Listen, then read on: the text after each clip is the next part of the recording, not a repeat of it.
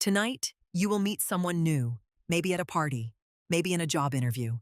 And before that person says a single word, your brain will have already decided something enormous. Can you trust them? It takes about 1/10 of a second, faster than you can blink, faster than you can think the word faster. And yet this snap judgment will quietly shape how you speak to that person, how close you stand, whether you smile. Why would evolution build something so fast and so blunt? The answer starts with a face. Just a face, stripped of context. Psychologist Alexander Todorov at Princeton ran a now famous series of experiments. He showed people photographs of unfamiliar faces for just 100 milliseconds. That is barely enough time to register that a face is there at all. Yet participants confidently rated each face as trustworthy or untrustworthy. Given more time, they simply grew more confident in that same first guess. They did not become more accurate. They became more certain. Think about that for a moment. Your brain is not gathering evidence when it judges a stranger's face.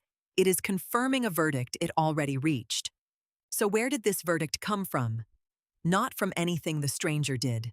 From your ancestors. For most of human history, meeting a stranger was not a small event. It could mean trade. It could mean an alliance. It could mean an ambush. There was no time for careful analysis, no background check, no second date. A hunter-gatherer who paused too long to deliberate might not survive the encounter. Natural selection favored people who could size up a face fast, even imperfectly, and act. This is what researchers call thin slicing. Psychologists Nalini, Ambady, and Robert Rosenthal demonstrated it in a striking way. They showed people silent video clips of teachers, just a few seconds long, with no sound at all. Then they asked viewers to rate the teacher's effectiveness. Those snap ratings, based on mere seconds of silent footage, closely matched evaluations from students who had sat in that teacher's class for an entire semester. A few seconds. An entire semester. Nearly the same conclusion. Your brain, it turns out, is extraordinarily good at building a confident story from almost nothing. But here is the twist that should make you uneasy. The features your brain reads as trustworthy have almost nothing to do with actual trustworthiness. Todorov's research found that faces read as trustworthy tend to share specific geometry. Slightly raised inner eyebrows, a subtle upward curve near the mouth, features that resemble a mild, non-threatening expression. Faces read as untrustworthy tend to have the opposite. Lowered brows, a more neutral or downturned mouth. None of this is a lie detector. It is closer to a costume. A person can be born with a face that looks warm and kind and be neither. A person can be born with sharper, harder features and be the most honest person you will ever meet. Your brain does not know the difference, and it does not care. It only cares about speed. This is where the story gets personal, because this ancient shortcut still runs your life today. It runs the hiring manager who decides within seconds whether to keep listening to a candidate.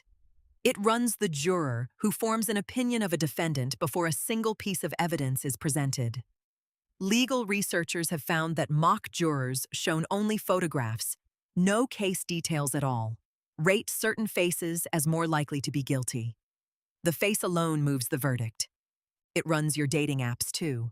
A photo, a swipe, a verdict rendered before a single message is sent.